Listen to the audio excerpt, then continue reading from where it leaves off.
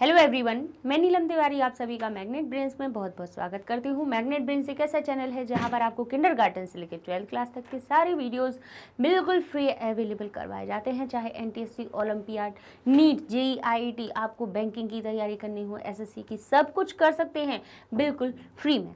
अब यहाँ पे जैसे कि हम कक्षा 11वीं संस्कृत में आपको पंचमः पाठ वीरः सर्वदमनः इसको हम पढ़ा चुके हैं, अनुवाद करवा दिए हैं 2 वीडियोज़ में।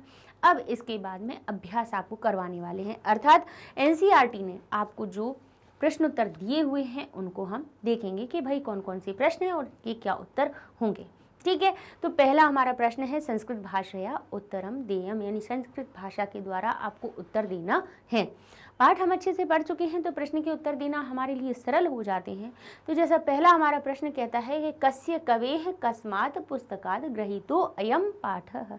कस्य यानी किसके, किस कवि है। अब कवि की काकी के का अर्थ निकलना तो कवि तो कवि है बन गया षष्ठी का, इसीलिए कस्य शब्द होगा कि किस कवि के, कस्मात् पुस्तकात् किस कवि के और किस पुस्तक से, गृहीतः यानी ये हो जाएगा हमारा ओ की मात्रा विसर्ग में परिवर्तित, तो ये हो जाएगा गृहीतः और ये बन जाएगा अ, तो इसका अर्थ हो जाएगा अयम पाठः, यानी ये पाठ किस कवि की और किस पुस्तक से गृहीतः यानी लिया गया है।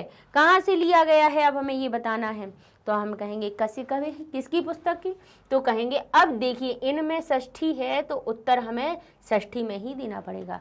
इसमें पंचमी है कस्मात् पुस्तकात्, तो जो पुस्तक लिखोगे उसमें आपको पंचमी विभक्ति लगानी पड़ेगी। उत्तर देने के लिए अगर आपने प्रश्नवाचक शब्द की विभक्तियों को पहचान लिया तो उत्तर आपके बिल्कुल सही बनेंगे। जैसे कहा कस्य कवि है, तो जहाँ पे आप कवि का नाम लिख रहे होंगे किस कवि के द्वारा, तो आप किस कवि की रचना है ये, किस कवि की किस पुस्तक से लिया गया है, तो आप कहेंगे महाकवि कालिदास की अभिज्ञान शाकुंतलम से। तो अब देखिए यहाँ पे आपने जब हिंदी में भी उसको बोला तब भी तो महाकवि कालिदास की बोला, अभिज्ञान शाकुंतलम पुस्तक से, नाटक से, तब भी तो आपने से लगाया कि नहीं। तो भाई की काकी के हम षष्ठी से लगाते हैं, से का अर्थ हम कहाँ से, पंचमी से लगाते हैं। तो यहाँ पे बस वही बात है कि जो हम विभक्तियाँ बोलते हैं उनका अर्थ यही है कि आप जब संस्कृत में उत्तर लिखें तो उसका जो अर्थ है वो सही आए। तो हम कहेंगे महाकवि है, क्योंकि कवि में षष्ठी विभक्ति था, तो महाकवि है कालिदासस्य, महाकवि कालिदास की प्रसिद्ध नाटकात। अब देखिए क्योंकि कस्मात् पुस्तकात् किस पुस्तक से, तो प्रसिद्ध नाटकात अभिज्ञान शाकुंतलात्, प्रसिद्ध नाटक अभिज्ञान शाकुंतलम से। अब शाकुंतलम में से का पंचमी लगा हुआ था तो उसका विशेषण कौन सा आ रहा था, प्रसिद्ध नाटक, तो उसमें भी पंचमी लगाई गई। कालिदास की में षष्ठी लगा हुआ था तो उनका जो विशेषण बन रहा था महाकवि, उसमें भी षष्ठी विभक्ति लगा दी गई। अब इसका अर्थ ये है, हम इसलिए ये चीज़ बता रहे हैं कि विशेषण विशेष हमेशा समान विभक्ति में बनते हैं, यानी महाकवि कालिदास की। अब आप ये सोचेंगे कि महाकवि में तो काकी की का अर्थ आ ही नहीं रहा है, तो आप जब भी कभी ऐसा हो जाता है कि बच्चे जब उत्तर देते हैं तो क्या लिख देते हैं, महाकवि ही, मतलब महाकवि किसकी विशेषता है, कालिदास की है। तो कालिदास में अगर यहाँ पे कालिदास प्रथमा में होता तब तो हम महाकवि ही कालिदास लिखते, लेकिन अगर महाकवि कालिदास में तृतीया सी लगा है कालिदासीन, तो यहाँ पे हमारी महाकवि शब्द में भी तृतीया विभक्ति लग जाएगी। मान लीजिए कि यहाँ पे कालिदास शब्द में हमारी कौन सी षष्ठी विभक्ति सप्तमी लगी हुई है, तो यहाँ सप्तमी भी लग जाएगी।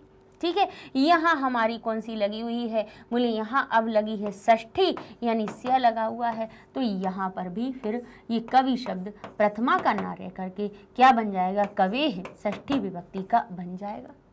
ठीक है, चतुर्थी होती तो यहाँ चतुर्थी बन जाता। ठीक, जैसे यहाँ पे आपने हरि शब्द देखा होगा, हरये बनता है तो महाकवि क्या बन जाता, कवये, अगर यहाँ पे चतुर्थी लगी होती।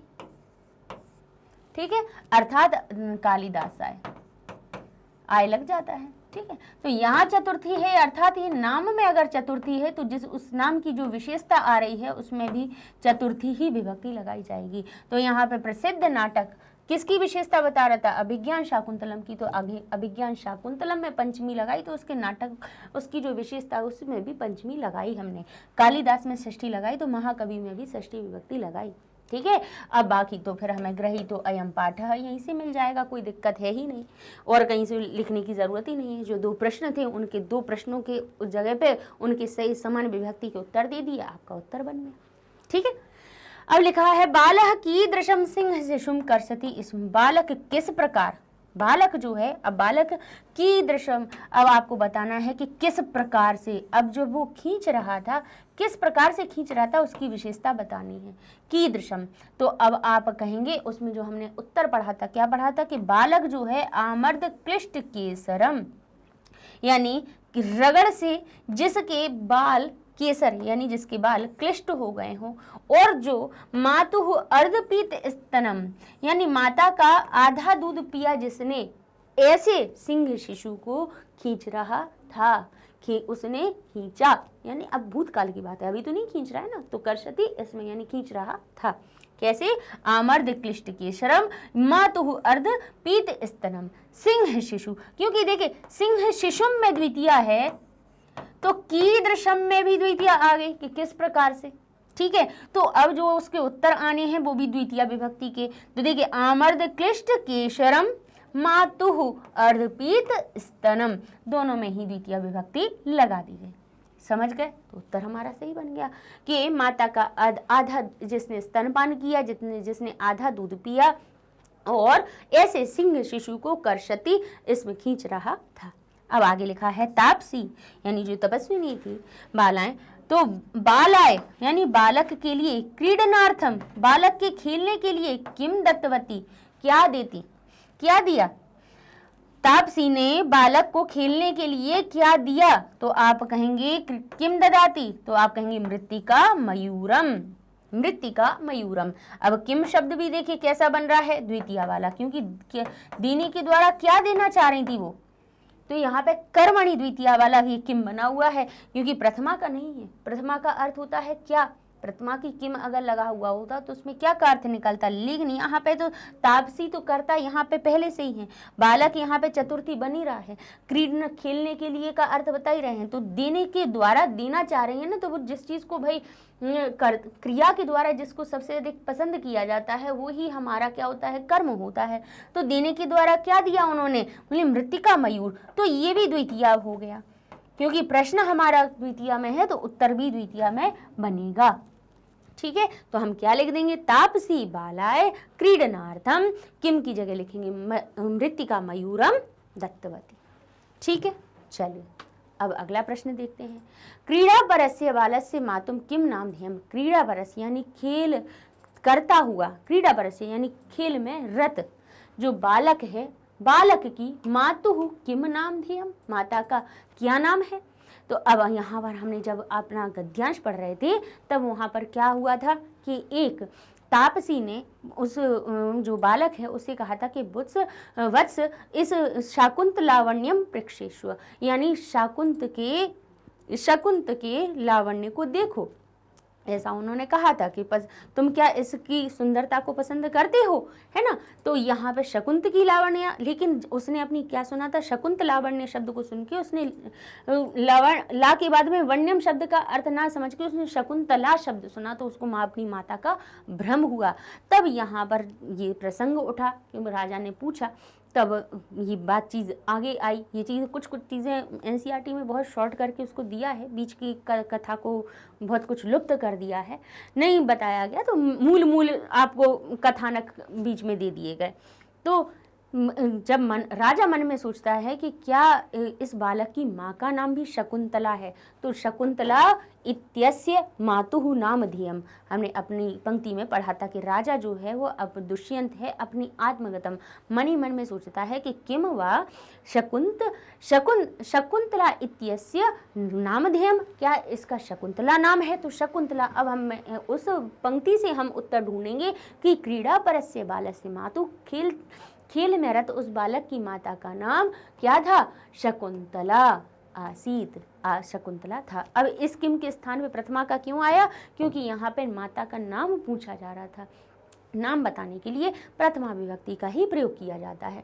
तो शकुंतला आकारांत है, इसलिए उसमें कोई परिवर्तन भी नहीं हुआ और हमने उसका सही उत्तर लिख दिया। ठीक है, अब लिखा है बालाय किम रोचते, बालक को क्या पसंद, तो उसने कहा था, अब जब मृत्तिका मयूर उसको पसंद आई तो उसने क्या कहा, रोचते में एषः मयूरः, ये मयूर मुझको पसंद आया। तो वो मयूर किसका था, मिट्टी का, वो मोर किसका था, मिट्टी का था। तो हम कहेंगे बालाय किम रोचते, आप कहेंगे बालाय मयूरः रोचते। अब आप मृत्तिका मयूरः भी लिख सकते हैं अगर आपको ये चीज़ याद है कि हमने इस पूरी कथा में क्या पढ़ा कि मिट्टी की मोर की बात हो रही है, असली की मोर की तो बात हो नहीं रही है। तो यहाँ पे हम मृत्तिका शब्द भी आप उसमें जोड़ते हो, आप जोड़ सकते हो कि बालाय यानी बालक को मृत्तिका मयूरः रोचते, और अगर नहीं तो मयूरः भी लिख देंगे तब भी आपका सही हो जाएगा। अब आगे देख लेते हैं अगला प्रश्न, जिसमें लिखा हो रिक्त स्थानानां पूर्ति ही करणीया, आपको रिक्त स्थान की पूर्ति करना है। अब कहाँ से करेंगे, भाई अपने गद्यांशों में से करेंगे। लिखा है अपत्य निर्विशेषाणी विप्र करोषि, अपत्य निर्विशेषाणी यानी ये जो कौन से हैं, अपत्य यानी संतान की भांति ये जो जीव जंतु हैं। अब विशेष कौन किन की बात हो रही थी, सत्वानी जीव जंतुओं की बात हो रही थी। तो यहाँ पे विशेषाणी के बाद क्या लिखना था, हमारे सत्वानी, हमारी किसमें गद्यांश में है, तो सत्वानी इसमें सही हो जाएगा। विप्र करोषि क्यों परेशान कर रहे हो। अब पुत्र इस पुत्र पर अब किसकी भांति था, औरस एव पुत्रे यानी सगे पुत्र की भांति है। स्नेहति में स्नेह कर रहा है कौन, मेरा मन, तो हम कहेंगे मनः, इसमें लिख देंगे। भाई याद हमने गद्यांश पढ़ा है तो हमें सब चीजें अच्छी तरह समझ में आ जाएंगी। अब ये लिखा हुआ है यदि अस्या न मुंचसी, अब यदि तुम इसके किसको नहीं छोड़ोगे, किसको, पुत्रकम, कौन करेगी, केसरिणी क्या करेगी, लंघिष्यति, तुम पर आक्रमण करेगी, अगर तुम यदि अस्या पुत्रकम न मुंचसी, अगर तुम इसके पुत्र को नहीं छोड़ोगे। ये वहां से पंक्ति उठाई गई है। अपरम यानी दूसरा, क्रीडनकम ते, दूसरा खिलौना तुमको, दास्यामी दूंगी। ठीक है, अब इसके बाद सो दास्यामी आ गया। अब लिखा है चेष्टितम एव अस्य कथति, व्यवहार ही इसका कह रहा है, कैसा, आकार के सदृश, इसकी आकृति के अनुरूप जिसका जो व्यवहार है वो इसको बता रहा है कि ये ऋषि कुमार नहीं है, ऐसा मन में उनने सोचा। तो यहाँ पर हम लिखेंगे आकार सदृशम। अब देख लेते हैं निम्नांकितेषु संधि विच्छेदो विधेयः, यानी आपको निम्नांकित जो शब्द दिए हुए हैं इनमें आपको संधि विच्छेद करना है। ठीक है, हालांकि आपके पाठ को जब हमने पढ़ाया अनुवाद में तो इसमें तो जितने दिए हैं ये कितने अपने तातक दिए हुए हैं। ठीक है, लेकिन हमने तो हर एक गद्यांश में आने वाले शब्दों को पढ़ाते समय भी बताया, अलग से भी संधि करके बताया, लेकिन फिर भी आपकी किताब में दिए हुए हैं। कुछ बच्चे एनसीईआरटी के ही सब चीज़ों को सॉल्व करना चाहते हैं तो इसलिए हमने ये भी करवा दिया। अब यहाँ देखिए कि गत एव आत्मनः, यहाँ पे गतः शब्द में यहाँ पे क्या हुआ है, हमारे विसर्ग का लोप हुआ है, तो उसको हमने जब विच्छेद करेंगे तो विसर्ग को पुनः लगा देंगे। एवात्मनः, बड़े की मात्रा कहाँ से आती है, दीर्घ संधि से, तो एव को अलग करेंगे और आ को अलग कर देंगे। जहाँ पर भी आपको भाई ये वा दिखा, ये लिखा है एवात्मनः, ठीक है, तो जहाँ पे बड़े आ की मात्रा दिख रही है आपको और विग्रह करने के लिए कहा जा रहा है कि विग्रह करो, तो समझ लो कि यहाँ पे मनः, तो अब यहाँ से आत्मनः शब्द आपको दिख रहा है और एव आपको दिख ही रहा है कि नहीं है। एव तो समझ में आ रहा है, बाकी नहीं समझ में आ रहा हो तो हम क्या करेंगे, इसको तोड़ के देखेंगे। वाह हमारा बड़े वाह को अलग करें, इसमें से विग्रह करें तो बड़ा आ हमारा अलग होगा। भाई बड़ा आ कब बनता है, दीर्घ संधि के नियम से, जब दो आ परस्पर मिलते हैं तो एक बड़ा आ मिलता है। तो हम क्या करेंगे, एक आ तो इसको दे देंगे तो ये एव पूरा हो जाएगा, तो कहेंगे हाँ, तो एव का अर्थ होता है ही, एक ही हमारा सही अव्यय है। अब ये जो तमनः बचा हुआ है इसमें हम अ जोड़ देंगे, तो अत्मनः, तो बोली अत्मनः तो सही नहीं होता है, तो हम इसमें बड़ा आ भी बना सकते हैं, क्योंकि दीर्घ संधि का मतलब ये नहीं होता कि दो छोटे आ मिले तभी बड़ा, बड़े बड़े भी मिल सकते हैं, छोटा बड़ा भी मिल सकता है, बड़ा छोटा भी मिल सकता है, कोई फर्क नहीं पड़ता है, बस अ होनी चाहिए चाहे जैसे हो।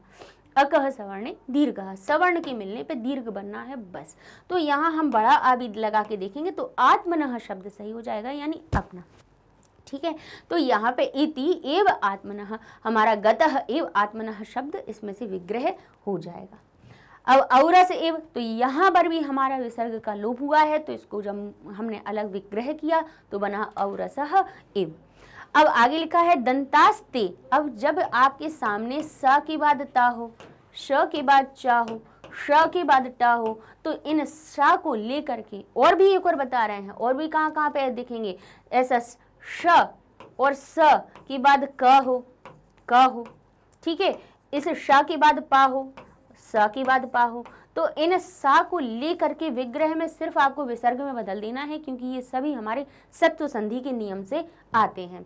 तो हमारा यहाँ पे दंतास्ते जो लिखा हुआ है, यहाँ पर आप ये जो सत्व संधि का सा है इसको विसर्ग में बदल देंगे और ते लिख देंगे, आपका विग्रह हो जाएगा। ठीक है।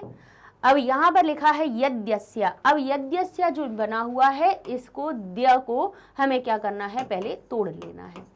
अब जब द्या को आप तोड़ेंगे तो द्या बनता किससे है, द और य, और जबकि ये अगर पूरा है तो इसमें आ जरूर ही होगा, क्योंकि बिना हमारे स्वर जो ह्रस्व स्वर ह्रस्व आ होता है, बिना इसके तो कोई हमारा कोई भी आपका व्यंजन हो क से लेके ज्ञा तक वो पूरा हो ही नहीं सकता है। अगर इस क में ये आ नहीं मिला हुआ होता तो आपको ये का पूर्ण रूप से कभी दिखता ही नहीं, ये आपको आधा ही दिखता। या तो आपको ऐसे लिखना होता या फिर आप इसको हलंत से लिखते।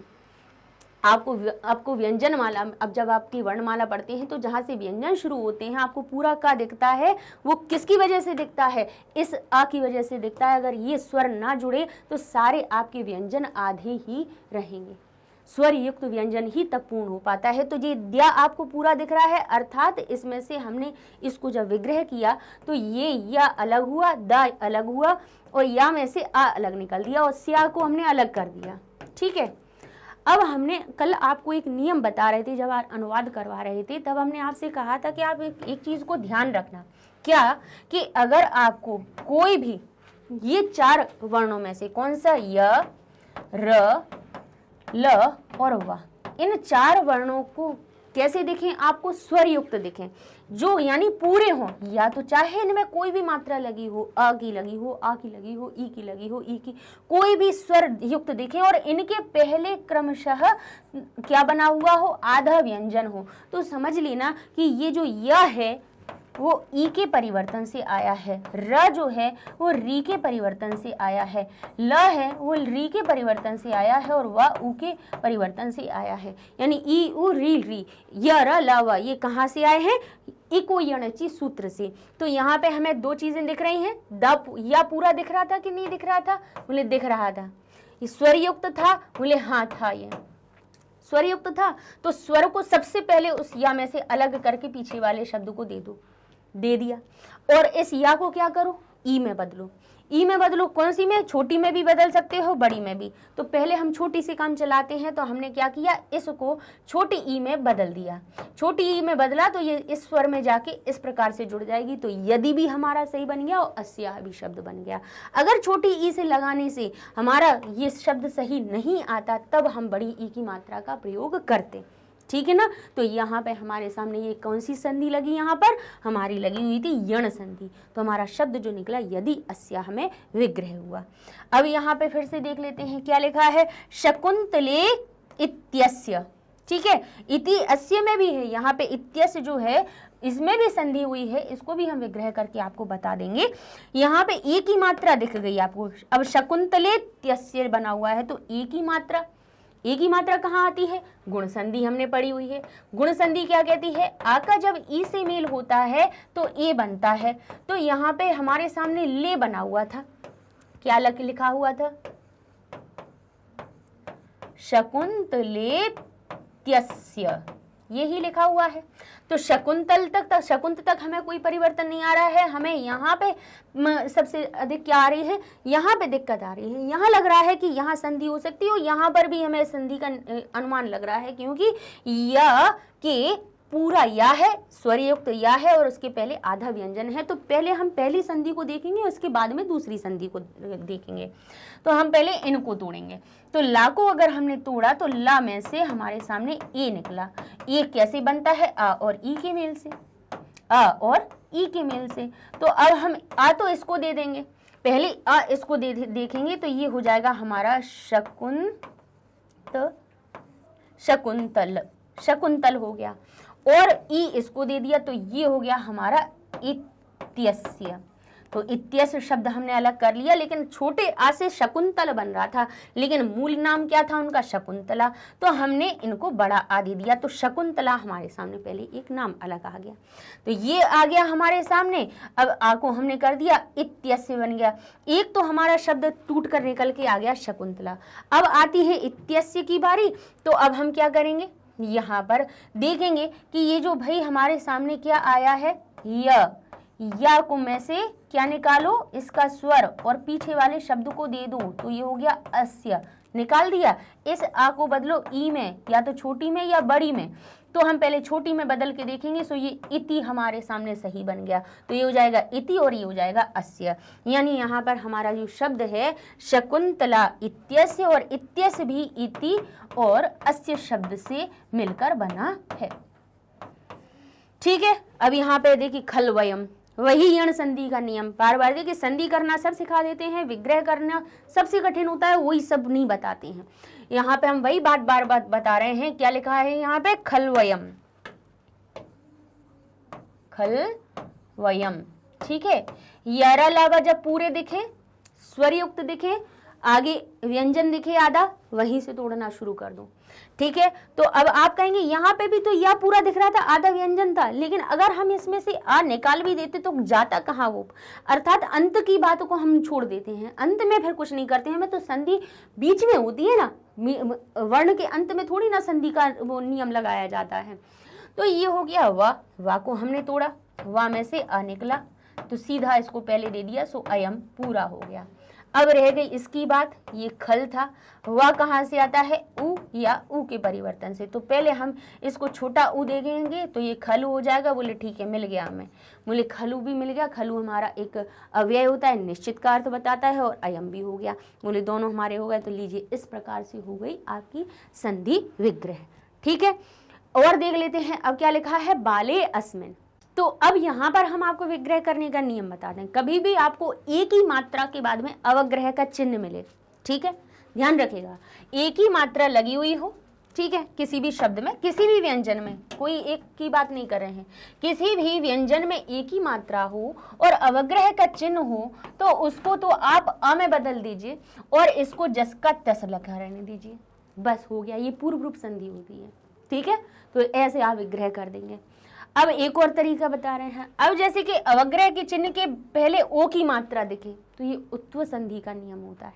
उत्व संधि का नियम क्या कहता है कि विसर्ग के पहले अ, बाद में आ के अलावा और कौन से, 3 4 5, 3 4 5 किसको कहते हैं, कावर्ग, चावर्ग, टावर्ग, तावर्ग, पावर्ग, यानी कचट तब। ये 5 हमारे व्यंजन वर्ग होते हैं। इनमें से का और खा को छोड़ दो तो ग घ इंगा, ज झ या, ड ढ ण, द ध न, ब भ म, ये हमारे हो जाने पर क्या हो जाता है कि विसर्ग हमारा ओ की मात्रा में बदल जाता है, ठीक है। तो ये हमारा, या फिर यारा लावा हुआ ह हो, ल व और ह, अगर ये होते हैं तो विसर्ग ओ की मात्रा में बदल जाता है आगे आ होने पर। अगर आ नहीं है और यहाँ पर अगर आपको ई, उ या फिर और कोई स्वर वाली मात्रा दिख जाए, आ के अलावा कोई अन्य स्वर दिख जाए आपको, तब आप इसको, इस विसर्ग को रा में बदलते हैं।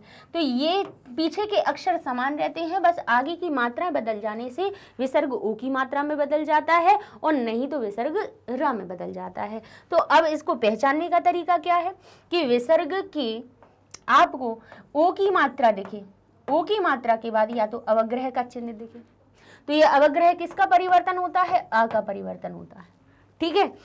तो या तो अवग्रह का चिन्ह दिखे या फिर य, र, ल, व, ह या 3 4 5, यानी तीसरा चौथा पांचवा अक्षर अगर आपके सामने आता है तो आपको इस ओ की मात्रा को कुछ नहीं करना है, विसर्ग में बदल देना है।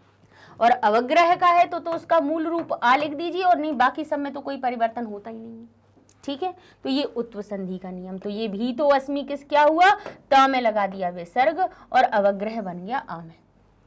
ठीक है, चलिए आगे देखते हैं। अब लिखा है कस्यापि। अब ये या जो बड़े आ की मात्रा है, बड़े आ की मात्रा को हम किससे तोड़ेंगे, अपने कौन सी, हमारी दीर्घ संधि। बड़े आ की मात्रा को, अब या लिखा हुआ है, इसमें छुपा हुआ आ पहले हम बाहर निकालेंगे, आ को दो आ में तोड़ेंगे। छोटे आ भी हो सकते हैं, बड़े आ भी, पहले हम छोटे छोटे आ से तोड़ते हैं। तो हमने पीछे की पी को आ दिया छोटा, तो बोले अपी भी ठीक बन गया, ये तो ठीक बन गया। अब कस्या में आ दे दें तो ये क्या था हमारा, कस्य लिखा था, या में आ दिया तो या भी पूरा हो गया, तो ये षष्ठी विभक्ति का कस्य भी बन गया। किम का शब्द रूप कस्य भी सही आ गया और अपि भी सही आ गया, अर्थात ये हमारी संधि इस प्रकार से दीर्घ संधि के नियम से विग्रह हो गया इसका। अब लिखा है एकान्वयः। अब यहाँ पे आ की मात्रा फिर से दिख गई हमें, क्योंकि हमें भाई तोड़ना है तो हमें बीच की ऐसी कोई शब्द तो ढूंढने पड़ेंगे ना जो संधियों के परिवर्तित होते हैं। तो बड़े आ की, बड़ी ई की, बड़े ऊ की मात्राएं हमारी दीर्घ संधि में बनती हैं। तो हमने का को तोड़ा तो क में से आ हमारा बाहर निकला और आ किन में बना, दो आ में। ठीक है, तो हमने एक तो इसको का को दे दिया, क्योंकि का जो टूटा था हमारा उसको दे दिया, तो एक हमारा ठीक बन गया। और एक आ हम इसको दे दें तो ये हमारा अन्वय हो जाएगा, तो बोले अन्वय भी सही हो गया। एक अन्वय बोले दोनों ठीक हो गए, तो इस प्रकार से इसको भी हमारा विग्रह हो गया। अब एवास्य फिर से देखिए, तो वा को फिर से तोड़िए, तो वा किससे टूट कर मिला, व और अ से।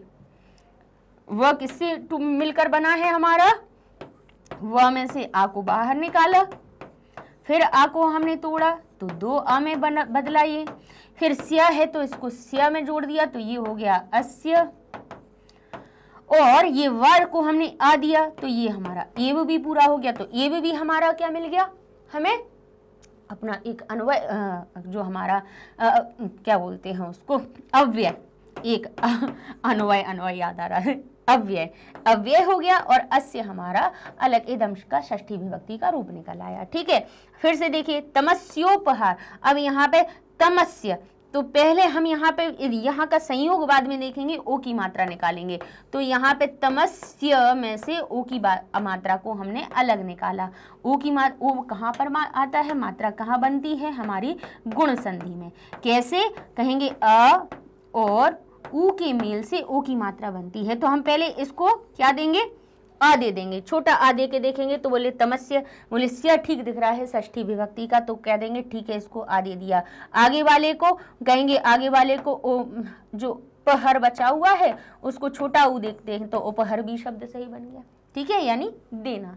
ठीक है, उपहार से ही उपहार बना है, यानी किसी को कोई वस्तु जो हम देते हैं उसी को, और वही जो वस्तु दी जाती है सो वही उपहार हो जाता है। ठीक है, तो यहाँ पे हमने तस्य उपहार अलग निकाल दिया। अब तस्य उपहार, तमस्य उपहार निकाल, तो तमस्य क्या होता है, तो तम को भी हमने अलग किया, तो उसका अर्थ हो जाएगा उसको। और जब माँ हलंत करेंगे तो उसमें से अस्य ये अलग निकालेंगे, तो तम भी हमारा सही निकला, अस्य भी निकला और उपहर निकल आया। इस प्रकार से ये हमारी संधि विग्रह हो जाता है। ठीक है, चलिए अगला देख लेते हैं मैवम। अब फिर से देख लीजिए, जो ऐ की मात्रा है, ऐ की मात्रा कब बनती है, वृद्धि संधि में। ऐ की मात्रा जो बनती है किस में बनती है, वृद्धि संधि में। तो यहाँ क्या लिखा है, मैवम। मैवम में से हम माँ में ऐ की मात्रा निकालेंगे। ऐ की मात्रा बनती किन दो शब्दों से है, आ का जब ए से मेल होता है, आ का ए से या ऐ से, तो पहले आ से और ए में इसको तोड़ के देखेंगे। वही बात होती है कि इनके दीर्घ भी हो सकते हैं, लेकिन पहले हम दोनों के हृष्य से काम चलाते हैं कि हृष्य जो हमारे वर्ण हैं उनका हम मेल देख लेते हैं। तो माँ में हमने दिया तो माँ हो गया पूरा, तो माँ अकेले का अर्थ क्या निकल रहा है, कुछ भी नहीं, तो हम इसको बड़ा आ करके देख लेते हैं, तो ये हो गया माँ। माँ का अर्थ क्या होता है, मत। ठीक है, अब ए को जो हमने तोड़ा है उसको हमने वम में दे दिया, तो ये हो गया एवं। एवं का अर्थ होता है इस प्रकार, यानी ये हमारा जो शब्द टूटा है वो किस में टूटेगा, माँ और एवं, यानी इस प्रकार मत करो। माँ, मैवम, माँ और एवं शब्द से मिलकर बना। अब लिखा है इत्यधरम। फिर से देखिए, या के पहले इत्यधरम लिखा हुआ है, क्या करेंगे, य, पूरा दिख रहा है, स्वर युक्त दिख रहा है, तो उसमें से पहले स्वर निकालो, पीछे वाले अक्षर को दे दो, तो ये हो गया अधरम। इसका काम खत्म। अब क्या बचा हमारे पास, इत्ते बचा। या को परिवर्तित करो, ई या ई में होगा तो पहले छोटी से काम चलाएंगे, छोटी ई इसको दी, बोले इति भी सही बन गया, अधरम भी सही बन गया, हो गया संधि विच्छेद। फिर से एक दे मामम्बा, मामाम्बा जो लिखा हुआ है, ममाम्बा लिखा हुआ है यहाँ पे, ममाम्बा, रुकिए, यहाँ पे हमने इस प्रकार से लिख दिया। फिर से बड़े आ की मात्रा यहाँ दिख रही है, म में से आ को निकाला, आ को 2 आ में तोड़ा, एक आ में निकला, एक ये आ में निकला, ठीक है। यहाँ पे मम आधा था तो इसको आ दिया, तो यह मम पूरा हो गया, अर्थात षष्ठी विभक्ति का मम यानी मेरा बन गया। फिर अ को हमने इसमें दिया बचे हुए अम्बा में, तो अम्बा बन गया, बोले ये भी ठीक है। अम्बा का अर्थ माँ होता है और मम का अर्थ होता है मेरा, यानी मेरा या मेरी या मेरे, मेरी अम्बा यानी मेरी माँ, ठीक है। अब लिखा है अनेनैव, फिर से देखिए अनेनैव, फिर से ऐ की मात्रा आ गई हमारे सामने, तो हम क्या कहेंगे, बोले अने को अलग कर देंगे, नई को हम फिर से परिवर्तित करके देखेंगे, ना में से ऐ को बाहर निकालेंगे। ऐ टूटेगा किस में, तो जब स्वर निकलता है, स्वर बाहर निकल जाता है तो जो व्यंजन होता है वो आधा रह जाता है, तो अनीन को हमने आधा कर दिया। अब इसको तोड़ा तो अ और ए में हमने पहले तोड़ के देखा और वा को अलग रहने दिया। ए में तोड़ा तो वा लगाया, तो ए तो हमारा पहले से ही हमें सही दिख गया। अब इसमें पहले छोटा आ देख लेते हैं, तो ये अनीन भी ठीक बन गया, बोले ये तृतीया विभक्ति हो गई, ये अव्यय हो गया, अर्थात ये दोनों ही सही हो गए।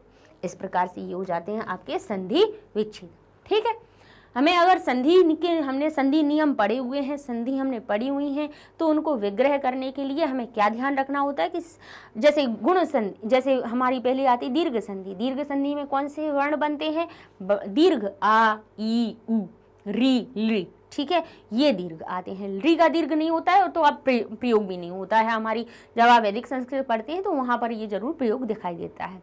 अब आता है जब हम आते हैं दूसरी अपनी यण संधि में, तो उसमें एको यणची हो जाता है, कौन सा, ई उ री जो होती है उसका किस में परिवर्तन हो जाता है, या र ला वा में होता है। तो जब हम संधि विग्रह करने के लिए क्या ढूंढेंगे, या र ला वा, अगर स्वर युक्त दिख रहे हैं तो समझ जाएंगे यहाँ हमारी यण संधि हुई है। गुण संधि को देखा जाए, गुण संधि में अ का ई से मेल, अ का उ से मेल, अ का री से मेल, आ का री से मेल, इनसे बनता क्या है, बोले ओ ए ओ अर अल। अगर ये बीच में दिख जाए तो समझ जाएंगे हम कि ये हमारी गुण संधि हो रही है। वृद्धि में ऐ की और औ की मात्रा बीच में दिख जाएगी, ठीक है। अयादि संधि में अय आए ये हमें देखेंगे तो हम समझ जाएंगे ये हमारी कौन सी संधि हो रही है, अयादि हो रही है। पूर्व रूप संधि की बात कहें तो ए की मात्रा के बाद में अवग्रह का चिन्ह देंगे तो समझ जाएंगे ये हमारी कौन सी पूर्व रूप संधि हो रही है। तो इस प्रकार से तो ये स्वर संधियां निपटती हैं। तो जब हमें स्वर या व्यंजन या विसर्ग कोई भी संधि हो, हमें ये पता है कि उसका रिजल्ट आना क्या है, तो फिर उसको तोड़ना आसान हो जाएगा। लेकिन उसके लिए आपको ये पता होना चाहिए कि ये जो परिवर्तन हमें दिख रहा है, जैसे कि हमने यहाँ देखा पूर्वा, अब पूर्व हमें अलग समझ में आ रहा है, तो बड़े आ की जो मात्रा है वो कहाँ से बन सकती है, कहाँ पर कौन सी संधि में परिवर्तित होकर बनती है, तो हम कहेंगे ये जो परिवर्तन है वो हमें दीर्घ संधि में मिलता है, तो हम दीर्घ संधि के हिसाब से उसको नियमों से तोड़ दें, ठीक है ना। तो इस प्रकार से अगर हमें संधि के हमें उत्तर पता है कि हमें संधि की ये आय कहाँ से है, तब तो फिर हमारा विच्छेद करना बिल्कुल सरल हो जाएगा, ठीक है ना। चलिए, तो अब हमारा अगला प्रश्न है अधोलिखितेषु विग्रहं कृत्वा समास नाम लिखत। अब यहाँ पे आपको समस्त पद दे दिए गए हैं, विग्रह है और समास के नाम भी बताने हैं। अब लिखा है पूर्वावधीरितम। अब ये पूर्वावधीरितम दो शब्दों से मिला है, पूर्व और अवधीरित, है ना। पहले संधि विच्छेद से इनको विच्छेद करके देखिए तो दो शब्द मिल रहे हैं, क्या मिल रहे हैं, पूर्व और अवधीरित, ठीक है। तो पूर्व शब्द यानी पहले अब जिसको अपमानित किया गया हो, अवधीरित का अर्थ क्या हुआ, अपमानित किया गया, जिसको पहले अपमानित किया गया हो। तो यहाँ पे अपमान की भी अवधीरितम की क्या विशेषता आ रही है कि वो पूर्व की हो रही है बात, पूर्व की बात हो रही है। तो वही विशेषण विशेष जब हमें मिल जाए तो जो अंत वाले पद में विशेष में जो विभक्ति हो उसके विशेषण में वही विभक्ति लगा के हम क्या कर देते हैं, समास विग्रह कर देते हैं। हमारा विग्रह बनेगा पूर्वम अविधीरितम और कर्मधारा ये हमारा समास हो जाएगा। अब लिखा है अभूमि ही। अब अ लगा हुआ हो किसी भी पद में तो उसको सीधा उठा के ना में बदल के विग्रह कर देना, ना भूमि, ये हमारा नए तत्पुरुष समास होता है। जैसे सत्य लिखा है, सत्य के पहले आपको असत्य इस प्रकार से दिख जाए तो इसको विग्रह करने के लिए आए तो कुछ नहीं करना है, इसको आपको ना सत्य कर देना है और आपका ये विग्रह हो जाएगा। ठीक है। अब अविनय से फिर से वही देखिए, ना विनय से हो जाएगा। ठीक है। कौन सा, नए तत्पुरुष। शब्दानुसारेण यानी शब्द के अनुसार। अब जैसे ही हमने इसको बोला तो हमें क्या है, शब्द के अनुसार, शब्द का अनुसरण, शब्द के अनुसरण के द्वारा या शब्द के अनुसरण से। ठीक है। अनुसारेण अलग कर दिया और शब्द अलग कर दिया तो काकी के का अर्थ हमें इसको तोड़ने पे पता चल रहा था, इसीलिए शब्द में षष्ठी विभक्ति लगा के अंत वाले पद को जैसा तैसा लगा लिया। ये हमारा, क्योंकि यहाँ पे काकी के का अर्थ निकला है इसीलिए काकी के का अर्थ षष्ठी तत्पुरुष समास में ही होता है। सविनय सविस्मयम।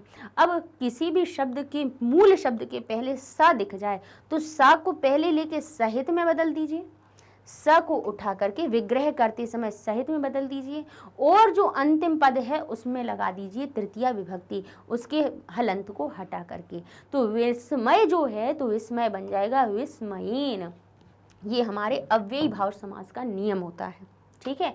अब लिखा है अबाल सत्व। फिर से देख लीजिए, आ गया तो न बाल सत्व, यानी जिसके अंदर बाल यानी बच्चे जैसा, सत्व यानी पराक्रम या उसके गुण, तो कहेंगे बाल सत्व। और अबाल सत्व यानी जिसके अंदर बच्चे जैसे गुण ना हो, युवा जैसे गुण हो, तो ये भी नए तत्पुरुष समास। सिंह शिशुम, सिंह का शिशु, सिंह का शिशु। सिंह में काकी के जोड़ना है तो हमने सिंह से लिख दिया और शिशु का अलग लिख दिया और षष्ठी तत्पुरुष समास है क्योंकि इसमें हमने षष्ठी विभक्ति का प्रयोग किया। आगे लिखा है अनपत्यता। तो फिर से देखिए अन, अब यहाँ पे अ लगा दिया, अपत्यता में न का भाव आ रहा है तो हमने क्या लगा दिया इसमें, न अपत्यता को अनअपत्यता कहा जाता है। ये भी हमारे नए तत्पुरुष समास में आ जाता है। अब आप कहेंगे आ को हटा के हमें ना लिख देना चाहिए था, लेकिन कभी कभी अ के साथ साथ अन का भी प्रयोग हो जाता है नकारांत बनाने के लिए। अपत्यता शब्द में, ये अपत्यता में अन जुड़ने से फिर हमारा अनपत्यता बना हुआ है। तो नए तत्पुरुष समास में अ तो लगी जाता है लेकिन कभी परिस्थितियों में अ उपसर्ग के स्थान पे अन भी जोड़ दिया जाता है, तो उसको जब विग्रह करेंगे तो न बना देंगे बस। ठीक है। और मूल शब्द को पीछे लिख देंगे। अब लिखा है सस्मितम। फिर से स को सहित में बदलिए, स्मित को तृतीया में बदलिए, हो जाएगा स्मितेन सहितम, अव्ययी भाव समास। ठीक है। क्योंकि ये अव्यय मिल रहा है ना हमें तोड़ने पे, इसलिए वो अव्ययी हो जाता है। ठीक है। अव्यय का भाव जिसमें आ जाए सो वो अव्ययी भाव समास हो जाता है। मृत्तिका मयूर यानी मिट्टी का मयूर, तो मृत्तिका में काकी के का अर्थ लगाने के लिए षष्ठी लगा दी, मयूर को जैसा का तैसा लिख दिया, षष्ठी तत्पुरुष समास की अलग के उससे नाम से हमने उसको अलग कर दिया। बाल मृगेंद्र यानी बालक मृगेंद्र, मृगेंद्र कैसा हो, बालक जैसा।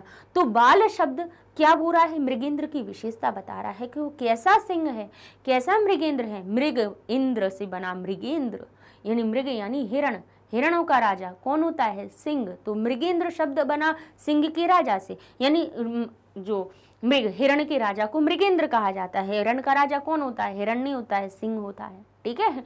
उसको मृगेंद्र कहा जाता है। और इसमें बाल लिखा है, बाल यानी बच्चा। अब इसकी विशेषता हो गई कि वो कैसा है, बालक स्वरूप में है। तो बाल शब्द में भी मृगेंद्रम में हमारी द्वितीय विभक्ति है तो बाल में भी बालम हो जाएगा और लिखेंगे बालम और मृगेंद्रम। ये हमारा कर्मधारय समास के अनुसार टूट जाएगा, विग्रह हो जाएगा। एकान्वयम, एकम अन्वयम यस्य सह, या फिर इसका एक और एक तरह से भी बनता है एक एव, एकम एव अन्वयम यस्य सह, एक ही वंश हो जिसका उसको एकान्वय कहेंगे, या एकम अन्वयम यस्य सह, वो भी एकान्वय कहलाता है। ये हमारा बहुब्रीहि समास होता है, यानी एक शब्द से किसी दूसरी चीज का भाव हमें उत्पन्न हो। आकार सदृशम, फिर से देखिए सहित स शब्द जहां पर दिख जाए, सदृश सहित, तो उनको हमें क्या करना है, बोले सदृशम पीछे है, बोले पीछे ही लिखना रहता है। अव्यय को पीछे ही लिखते हैं, लेकिन उसके साथ वाला जो शब्द है अगर विग्रह हो रहा है तो वो तृतीया में होगा। कौन सा? सहार्थी तृतीया की वजह से। तो हमारा ये तृतीया तत्पुरुष समास हो गया। बाल स्पर्शम यानी बाल के स्पर्श से, तो बालक का की का अर्थ जोड़ना है, तो बाल हो गया बालस्य, षष्ठी विभक्ति का स्पर्शम हमने अलग लगाया, इसीलिए ये हमारा षष्ठी तत्पुरुष समास हो गया। चल अब देख लेते हैं हम अपने अगले प्रश्न को।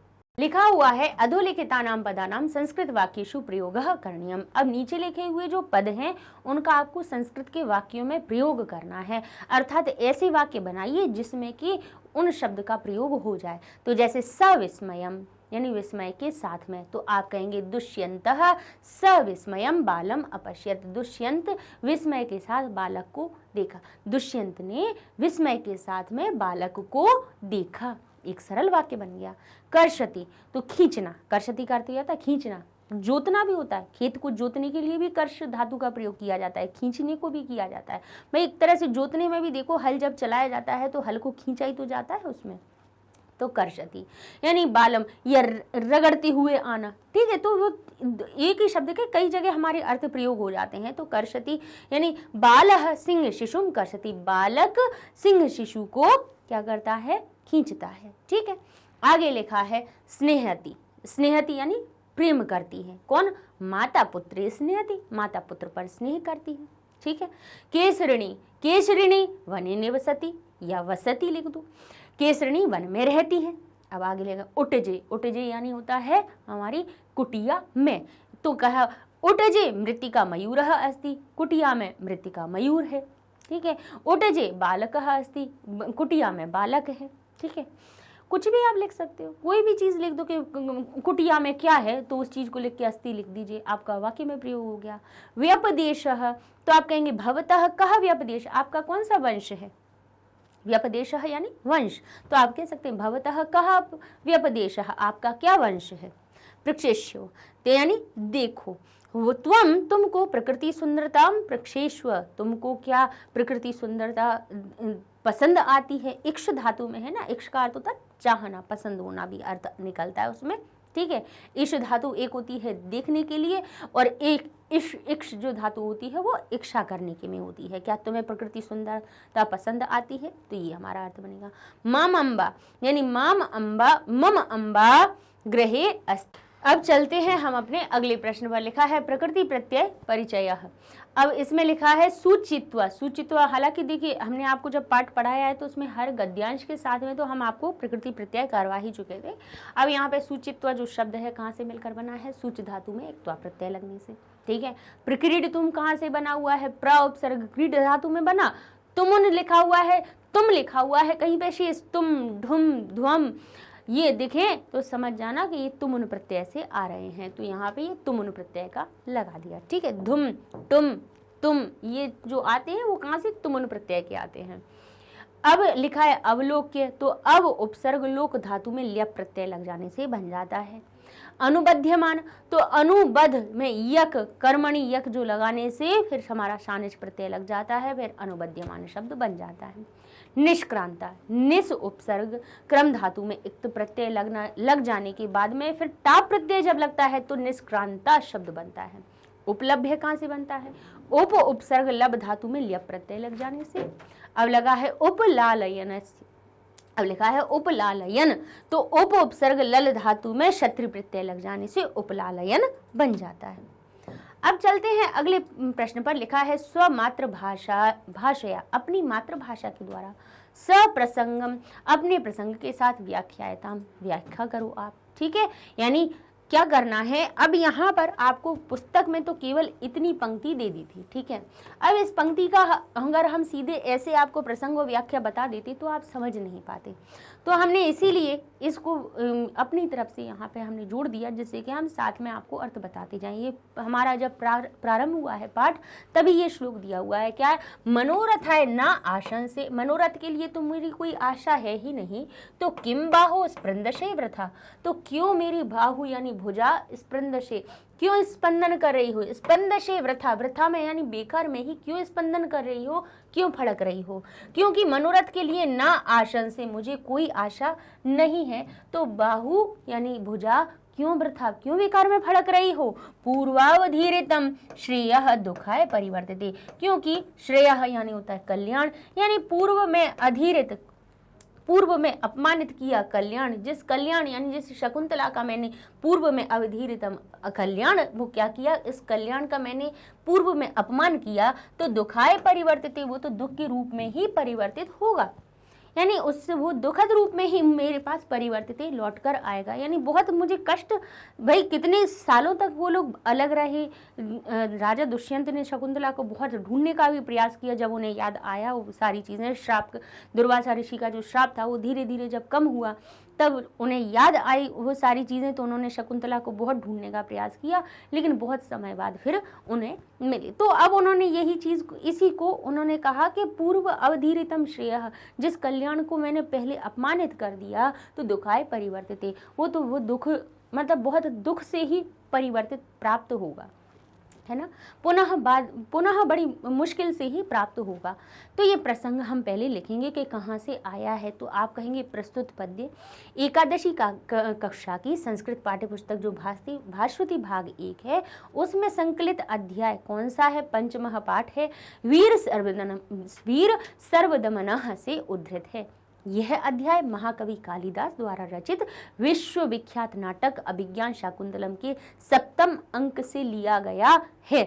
अब व्याख्या में कहेंगे कि देवासुर संग्राम में विजय प्राप्त कर लौटते हुए दुष्यंत जब मरीचि ऋषि के आश्रम में पहुंचे, तो उनकी दाहिनी भुजा फड़कने लगती है, क्योंकि बाहु की बात हो रही है, तो भुजा जो फड़कना है वो जो पुरुष होता है उसकी दाहिनी भुजा अच्छे के लिए फड़कती है, और जो स्त्री होती है उसका वाम अंग यानी जो बायां अंग होता है, जब वो फड़कता है तो उसको शुभ माना जाता है।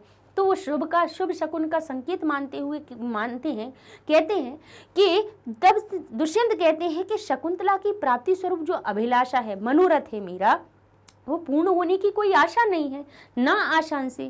तो अतः ही बाहु स्पंद से वृथा, क्यों बेकार में फड़क रही हो, क्यों व्यर्थ में फड़क रही हो, क्योंकि अब शकुंतला के मिलने की तो कोई अभिलाषा रही नहीं है। जिस कल्याणकारी वस्तुओं का पहले तिरस्कार पूर्वक त्याग कर दिया जाता है, तो उन्होंने कहा पूर्वाधिरितम श्रेयः, अपने मतलब अपने कल्याण को मैंने खुद ही त्याग दिया। जिस कल्याण को हम पहले अपमानित करके त्याग देते हैं, तो दुखाय परिवर्तित, वो अत्यंत दुख पूर्वक ही प्राप्त होती है, परिवर्तित। बाद में अगर प्राप्त होती भी है तो वो हमें बड़े दुख से मिलती है, बहुत दुख हमें उठाना पड़ता है, कठिनाइयों से वो प्राप्त होती है। तो इस प्रकार का ये इसमें अर्थ बनेगा, जिसको आप लिख के आ जाएंगे। ठीक है, स्वमात्र भाषा में हो तो आप जिस भाषा को, जो हिंदी भाषी हैं उनके लिए तो भाई हम खुद हिंदी भाषी हैं, तो इसलिए हम हिंदी भाषा में बता रहे हैं, और भाई जो अगर दूसरी भाषा में आप लिखना चाहते तो हिंदी से समझ के अपनी भाषा में लिख दीजिएगा। ठीक है, अब लिखा है अर्धपीत स्तनम बलात्कारेण कर्षति। अब यहाँ हमने फिर से इस श्लोक को अपनी तरफ से लिख दिया है। क्या लिखा है, अर्धपीत स्तनम मातुर, अब यहाँ लिखा है मातुरा मर्द क्लिष्ट केसरम प्रकीर्तुम सिंह शिशुम बलात्कारेण कर्षति। अब लिखा है अर्धपीत स्तनम, अब आधे पिए हुए जो सिंह का, कौन है, यहाँ लिखा है सिंह शिशु, सिंह का जो शिशु है वो क्या कर रहा है, अपनी माता का क्या कर रहा था, दुग्ध पान कर रहा था, स्तन पान कर रहा था, दूध पी रहा था। उसको बीच में से ही आधा पिए हुए दूध को ही उसने क्या किया, आमर्द यानी रगड़ से खींचा उसने, जिससे क्लिष्ट केशरम, जिससे उसके बाल थे, जो शेर का बच्चा था उसके जो बाल थे वो कैसे हो गए थे, क्लिष्ट हो गए थे, कैसे हो गए थे, सब जगह बिखर गए थे। और उसको खेलने के लिए, अपने साथ में खेलने के लिए उसने क्या किया, किस बालक ने बलपूर्वक खींच लिया, उसको अपनी तरफ बलपूर्वक उसने खींच लिया। तो उससे क्या हो गया, तो जो सिंह शिशु था उसके जो केसर होते हैं यानी उसके जो बाल होते हैं कंधे के, वो कैसे हो गए थे, वो पूरे बिखर गए थे। तो इस प्रकार से ये इसका अर्थ बन रहा है। तो अब हम यहाँ पे अपना प्रसंग और संदर्भ व्याख्या कैसे लिखेंगे कि देखिए प्रसंग तो हमारा वही रहना है कि प्रस्तुत पद्य जो है एकादशी कक्षा की संस्कृत पाठ्यपुस्तक भास्वती भाग 1 में जो संकलित अध्याय है वीरः सर्वदमन, इससे उद्धृत है। ये अध्याय महाकवि कालिदास द्वारा रचित विश्वविख्यात नाटक जो अभिज्ञान शाकुंतलम के 7वें अंक से संकलित है। व्याख्या, अब यहाँ पे हम पहले बताएंगे कि ये कब की बात हो रही है। ये जब आश्रम में पहुंचे राजा दुष्यंत, तपस्विनियों की आवाज सुनकर जब उस ओर देखते हैं तो असाधारण गुणों से युक्त एक बालक दिखाई पड़ता है। यह बालक, वह बालक एक सिंह शावक को, जिसने अपनी माता की छाती में अभी आधा ही दूध पिया था, दूध ही पी रहा था, तथा उसी को खींचने की रगड़ से जिसके कंधे के बाल इधर उधर हो गए थे, अपनी ओर बलपूर्वक खींचता है। इस पद्य के माध्यम से उस बालक के सर्वदमन की निडरता की ओर संकेत किया गया है। ठीक है, तो ये आपका भाई इसका अर्थ बन गया। इसके बाद में लिखा है किम न खलु बाले अस्मिन् मां वत्सल्यति। अब ये जो पंक्ति है वो गद्य की पंक्ति है, उसको हमने बता दिया कि ये कहाँ से ली गई है। दुष्यंत कहते हैं किम न खलु बाले अस्मिन्, क्यों इस बालक पर, अस्मिन् बाले यानी इस बालक पर, औरस एव पुत्रे यानी स्वयं के, औरस का अर्थ क्या होता है, स्वयं का पुत्र, सगे पुत्र की भांति, पुत्रे एव सगे पुत्र की भांति स्नेहति में मनः, मेरा मन इस अस्मिन् बाले, इस बालक पर, औरस एव अपने पुत्र की ही भांति क्यों स्नेह कर रहा है। नूनम अनपत्यता माम वत्सलति, निश्चय ही अनपत्यता यानी निश्चय ही मेरी संतान नहीं है, मेरी निसंतानता जो मेरे अंदर है वही मुझको वात्सल्य करवा रही है, मुझको मेरे अंदर वात्सल्यता का भाव आ रहा है। ठीक है, तो प्रसंग तो हमारा समान ही रहेगा। व्याख्या में हम लिखेंगे जब राजा दुष्यंत उस बालक की असाधारण चेष्टाओं को देखते हैं तब उनके मन में उस बालक के प्रति अत्यधिक स्नेह उमड़ने लगता है। राजा दुष्यंत कहते हैं कि ना जाने क्यों इस बालक के लिए मेरे मन में आत्मीय या सगे पुत्र के समान स्नेह उमड़ रहा है। निश्चय ही मेरा निसंतान होना मुझे स्नेह से युक्त कर रहा है। मैं निसंतान हूँ, इसलिए मुझे इस बालक पर स्नेह हो रहा है। ठीक है, तो ये आपका अर्थ बन जाएगा।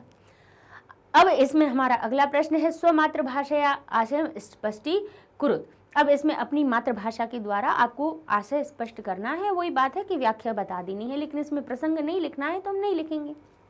अनेन कस्यापि कुलांकुरेण यस्यायम अंकात कृतिनः प्ररूढ़। अब ये हमारा कौन सा श्लोक है, जब राजा दुष्यंत उस जो बालक को सिंह के बच्चे से अलग करते हैं, क्योंकि तापसी कहती हैं कि ये मेरी बात तो नहीं, हमारी बात तो नहीं सुन रहा है, लेकिन आप अलग करने के प्रयास करो कि इस सिंह के बच्चे को छुड़ाने का प्रयास करो। तब जब राजा दुष्यंत जो भरत सर्वदमन थे उनसे सिंह के शावक को अलग करते हैं, तब वो उनको अपनी जब गोद में लेते हैं तो उन्हें क्या स्नेह की अनुभूति होती है वो यहाँ पर बताई गई है। तो लिखा है अनेन इस कस्यापि कुलांकुरेण, इस ये जो इस किसी भी कुल के अंकुर के द्वारा स्पृष्टस्य यानी स्पर्श के, इस यानी ये किसी कुल का अंकुर है, यानी किसी कुल का अंकुर है। भाई बीज में से जब अंकुर निकलता है तो छोटा सा पौधा निकलता है, तो कहते हैं इस कुल के अंकुर से किसी, और ये किसी भी कश्यप यानी किसी भी कुल का होगा, तो किसी भी कुल के अंकुर के द्वारा स्पर्श से, इसके स्पर्श के कारण गात्रेषु सुखम मम एवं, यानी मुझको इस प्रकार का, मम एवं यानी मुझको इस प्रकार का जो मेरे अंगों को जो सुख प्राप्त हो रहा है, अंगों में जो सुख आ रहा है, तो कह रहे हैं कि यस्य जिसके कृतिनः, यस्य कृतिनः जिस भाग्यशाली की अंकात अंक से प्ररूढ़ उत्पन्न हुआ ये अयम, ये हम अब यहाँ पे तोड़ दे के बता देते हैं। वैसे हालांकि हमने आपको जब अनुवाद करवा रहे थे तब तो आपको समझा ही दिया था, फिर भी अभी बता देते हैं। यस्य अयम और अंकात शब्द से ये मिलकर बना है, यानी हमने यहाँ पे यस्य में से आ को तोड़ा, माँ को हलंत अलग किया और अंकात अलग कर दिया। यानी जिस किसी भाग्यशाली की अंक से ये प्ररूढ़ हुआ है यह बालक जब मेरे अंगों को इतना कैसा आनंददायक, मुझको इतना प्रसन्न कर रहा है, मुझको इतना सुख दे रहा है, तो जिस किसी भाग्यशाली की अंक से ये प्ररूढ़ उत्पन्न हुआ है ये बालक, तस्य उसको काम निवृत्तिम चेतसी, उसके मन को कितनी निवृत्ति, कितना आनंददायक सुख देता होगा। तो ये उन्होंने बात कही। तो इसी को हम व्याख्या में अपना क्या लिखेंगे, आशय इसका क्या है। आशय लिखना है तो हमें अर्थ लिख देना है, व्याख्या में हम थोड़ा सारी चीज़ों को भी बता देते हैं। तो तो तापसी के कहने पर जब दुष्यंत सिंह सावक को उस असाधारण बालक सर्वदमन के बंधन से छुड़ाते हैं तो उस बालक के स्पर्श उन्हें अत्यधिक सुख की प्राप्ति होती है। तब दुष्यंत कहते हैं कि किसी कुल के अंकुर के स्वरूप इस बालक के स्पर्श से मेरे अंग कैसे हो रहे हैं, अप्रतिम सुख का अनुभव कर रहे हैं। तो जिस भाग्यशाली की गोद से ये बालक उत्पन्न हुआ है उसे कितना अवर्चनीय आनंद प्राप्त होता होगा। तो ये आपका हो जाता है इस जो आपका पद्यांश था, ये श्लोक था, इसका अर्थ। और ये सारे वीडियोस आपको हमारी मैग्नेट ब्रेन्स वेबसाइट पे आसानी से मिल जाएंगे, जिससे कि आपको परेशान होने की ज़रूरत नहीं है। यूट्यूब में बहुत सारी प्लेलिस्ट जब चैनल पे हो जाती हैं तो ढूंढने में समस्याएं आने लगती हैं, इसलिए सीधा वेबसाइट पे जाइए, magnetbrains.com लिखिए, इंटर करेंगे, वेबसाइट पेज ओपन हो जाएगा। यहाँ आप K12 इंग्लिश को चैनल को खोलेंगे तो 11th क्लास ओपन हो जाएगी। 11th क्लास में आप देखेंगे तो सारी 11th क्लास की जो जो सब्जेक्ट आपकी चीज़ें होती जा रही हैं वो सब यहाँ लिखी हुई हैं। अब आपने जैसे इसको क्लिक किया तो यहाँ पे संस्कृत 11th क्लास में जितने पाठ आपके होते जा रहे हैं उन सब के वीडियोज़ यहाँ पे लगते जाएंगे। अब आप इनमें से जिसको क्लिक करेंगे वही आपका वीडियो ओपन हो जाएगा। ठीक है, इस प्रकार से ढूंढना बहुत आसान है। आप बिल्कुल निरंतर पढ़ाई करते रहिए। भाई हम जब NCERT हमारी पढ़ लेते हैं अच्छे से तो फिर हमारे सामने जब हमारी परीक्षा आती तो हमें कोई भी समस्याएं नहीं रह जाती हैं। तो पढ़ते रहिए मैग्नेट ब्रेन्स के साथ में। अगले वीडियो में हम अपने नए पाठ को शुरू करेंगे। तब तक के लिए धन्यवाद।